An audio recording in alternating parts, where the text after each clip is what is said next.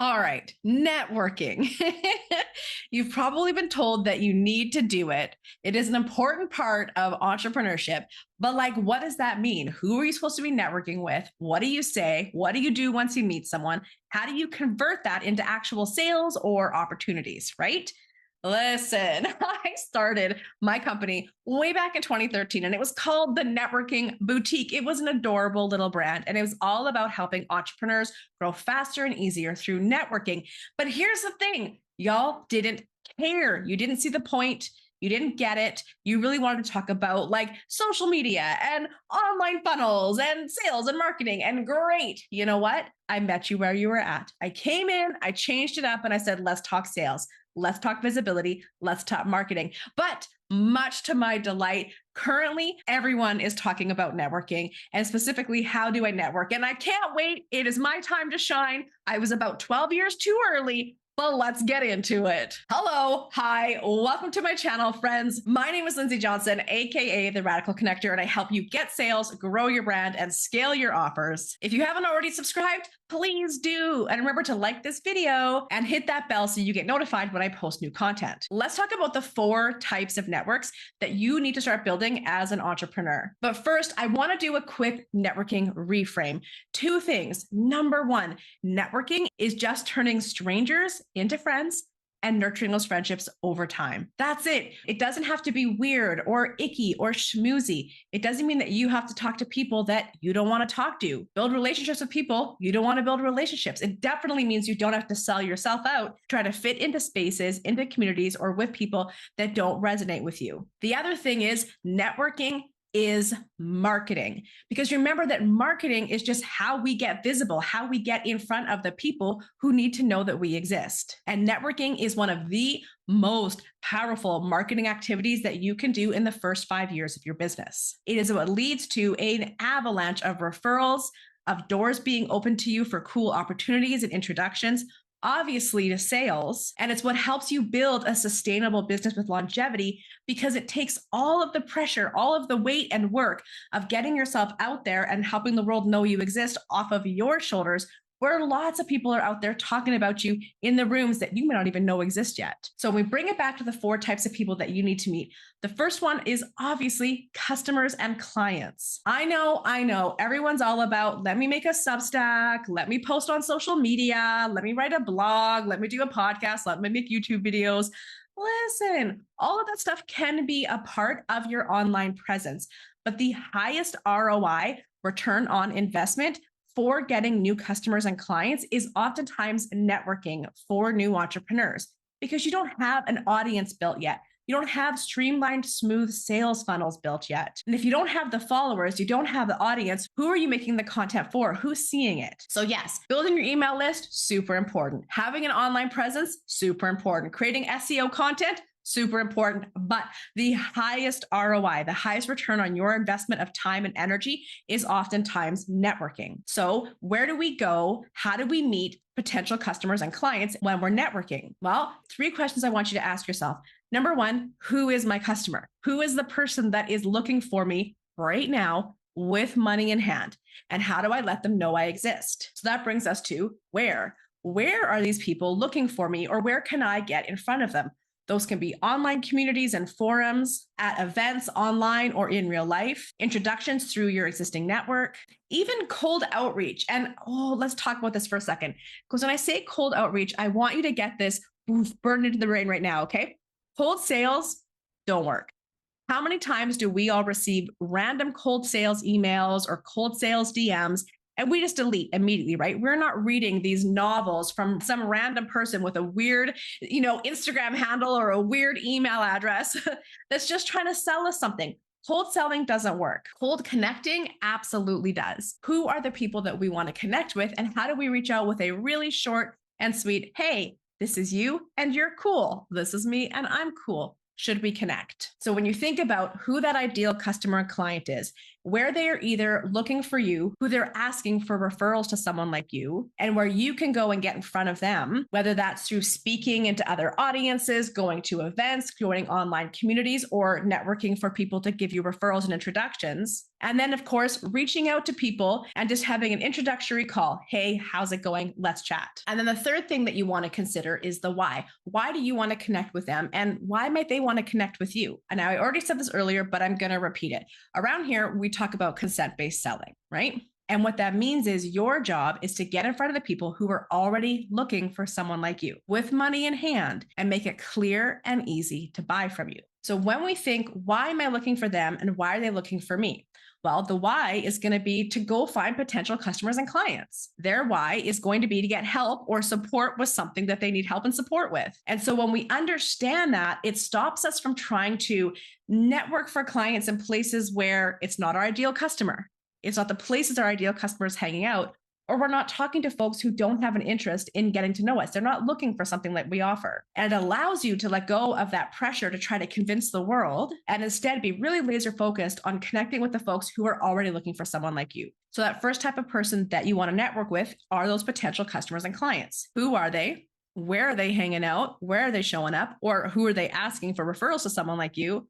And why do they want to connect with you? When you know those three things, now you can reach out, you can have a really fun conversation. And if it feels like there's a potential to do some work together, you can invite them into a sales conversation. Now, don't panic. If you're like, okay, that's freaking me out. That's the sticking point right there. That's where I meet people all the time and they're so cool. And I don't know how to transition that into a sales conversation. I have 3 videos that I want you to watch, okay? The first video is all about networking, how we do it, why we do it, and I give you lots of verbiage, lots of things that you can say to help ease those conversations. The second video is my how to sell without selling video. It is understanding the essence, the crux of consent-based selling, and specifically how do we get somebody from that networking and conversation onto a sales call. And then the third video is my perfect sales-free sales call template. That's where I take you through step-by-step how to have these sales conversations that don't feel like sales conversations. You follow a very natural flow that gets you to the end of the call where most likely they will be saying, how do I work with someone like you? How do I buy what you're selling? All right, so those you're going to find down in the description. I've also pinned them in the top comment. In the meantime, let's talk about the second type of person that you want to network with, and that is collaborators and referral partners.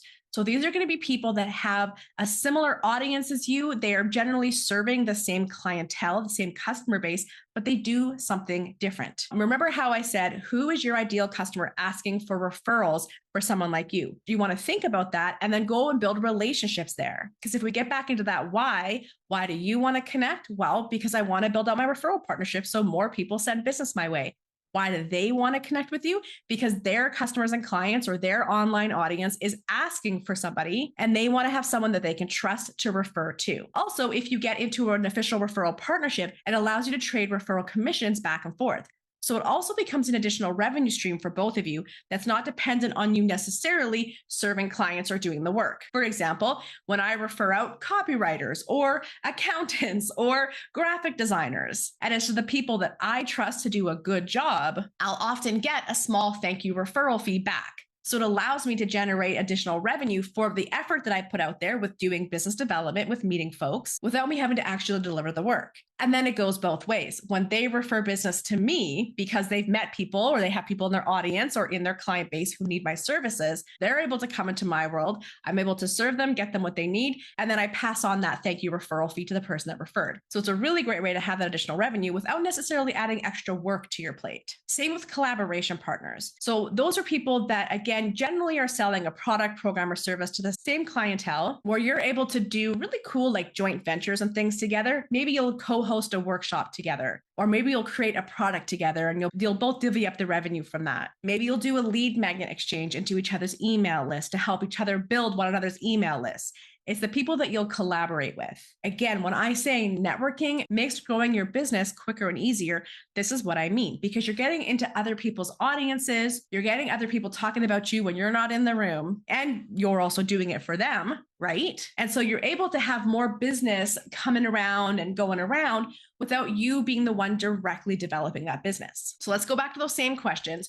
Who are the people that my ideal customers are asking for referrals? Let me go connect with them.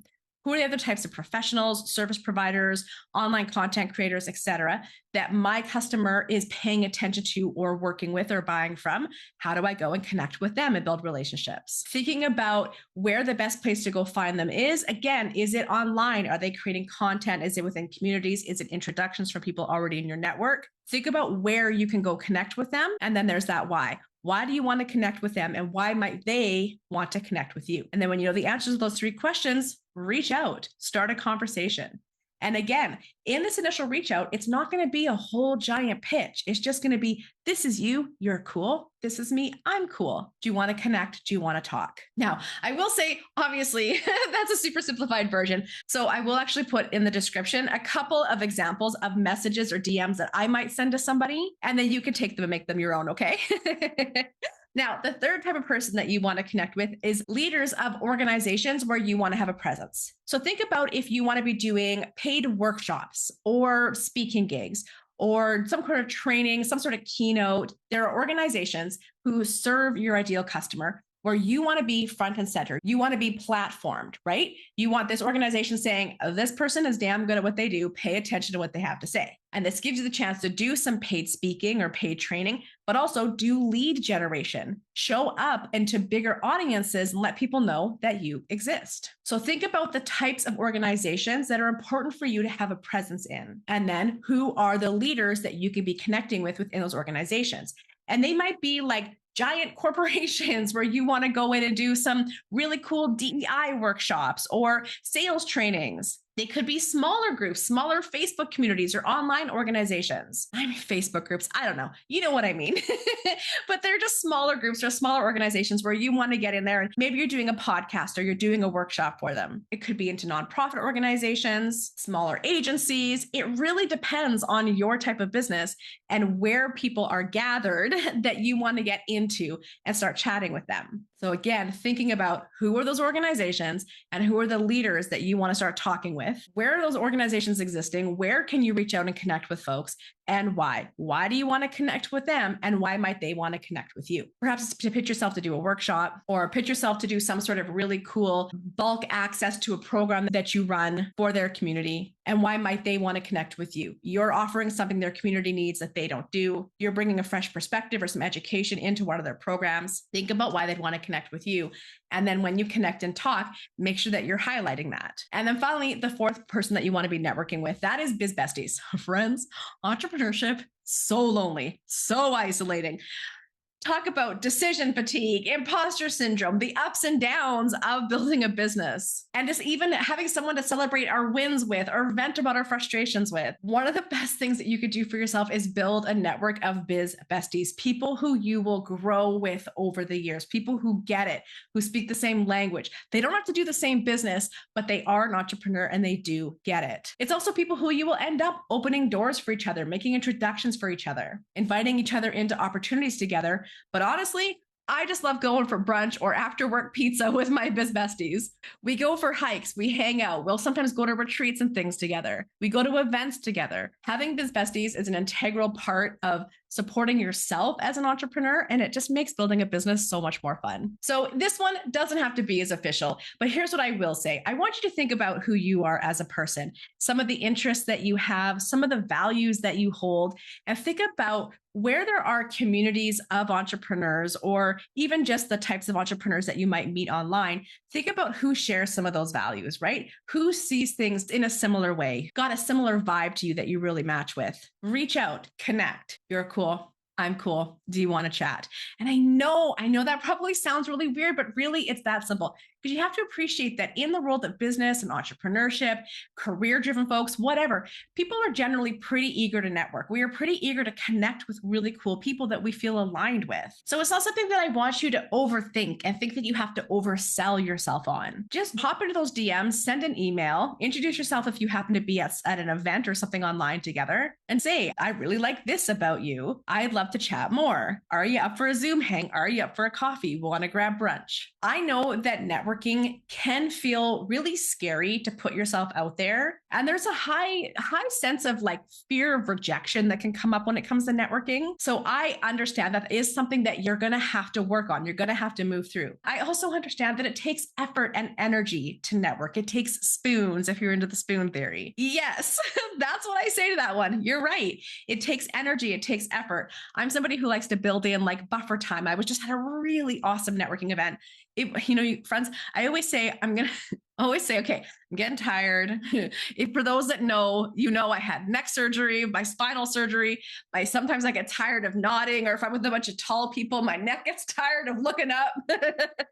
So many times I'll be like, okay, I think I'm done. I'm going to go early. And I start saying goodbye. And next thing I know, I'm closing out the room. They're taking things down. Chairs are being put away. And somehow I'm always the last. Anyways, that just happened. I was at a really fun networking event. That literally just happened. Got home, crashed, fell right asleep. The next day, got up, did a couple of things, took the rest of the day off to rest. Because as much as I'm an extrovert and I love it, it takes a toll, right? I get overstimulated. I get tired. My brain starts to get tired from talking to so many people, right? That's normal. So I don't want you to think that there's something wrong with you or you can't do it because networking makes you tired. That's normal. Number one, you will develop an endurance for it. You will start to be able to go longer. Number two, you will get better at being more discerning with who to talk to, where to go, right? What to talk about to try to conserve some energy. And then number three, you can build in buffers, get some rest before, plan to have some rest the next day, right? Or just have a slower schedule. Right? You can totally accommodate your needs around that. And then finally, the other thing that people will say is, okay, Lindsay, I'm doing all this networking, but like nothing's coming from it. All right. So that's where we want to think a little more strategically, right? For example, following up. I tell folks all the time that the networking event isn't done until you've sent those follow-up emails. I like to have all my follow-up emails pre-written. They're saved as signatures in my email program so that I have different ones like I have different emails based on different types of events and whether or not I want to offer to do a call with them or just say, hey, let's connect on LinkedIn, or hey, book this, specific type of call. I have these different emails that I've developed over the years because I just found I kept sending them over and over. So pre-write those emails, have them ready to go as a signature. So you can click a button and it auto loads and then I just personalize it, right? Send those follow-up emails and then book those calls, whether it's a networking call, a brainstorming call, a discovery call, a get to know you call, whatever. Book those calls. And when you come to these calls, don't feel pressure to make something happen. Just show up, just hang out. And this is why I want you to go watch that perfect free sales call template video.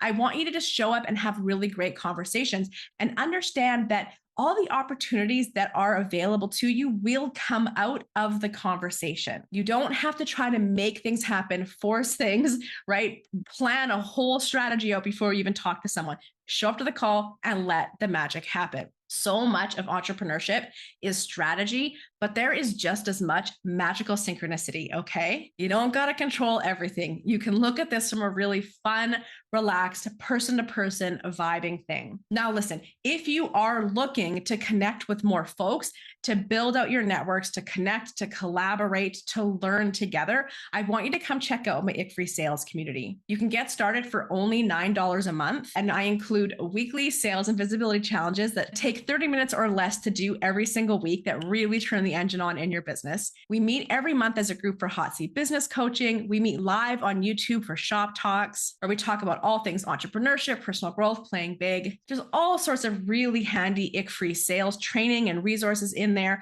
And of course, we have a community hub where you're able to connect. You're able to talk in the group discussions, go through the member profiles, connect with people, and make really cool things happen together. In the meantime, if you're not already on my email list, please get yourself on there so you know when we have new content, when I do special events that you can attend for free, or sometimes I do low-cost paid events. And I just love sharing everything I know about all things business development. That is getting sales, growing a brand, and scaling your offers. Friends, remember that networking is the most important activity that you will do in the first 5 years of your business. Networking is marketing. And if you want to take a giant weight of being the only one doing all the things to let people know that you exist in the world off of your shoulders, build your networks and get people talking about you when you're not in the room and hooking you up with really cool introductions, opportunities, and of course, sales. Remember to subscribe to my channel if you haven't already. Like this video. I'd love to hear what you thought of this in the comments. If you have any questions, other types of videos you want me to make, please let me know. And of course, hit that bell so you get notified when I post new content. All right, friends, until next time, I'll see you online.